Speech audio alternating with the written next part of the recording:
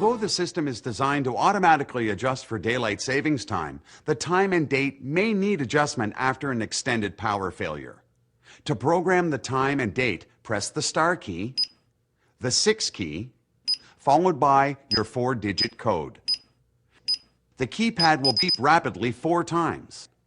Press the 1 key to select time and date. To program the time and date, enter 10 digits using the following format: hour, minute, month, day, year.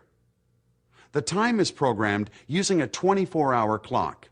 For example, to program 8:30 p.m. June 29, 2007, enter the following numbers: 20 for the hour, 30 for the minute, 06 for the month, 29 for the day, and 07 for the year.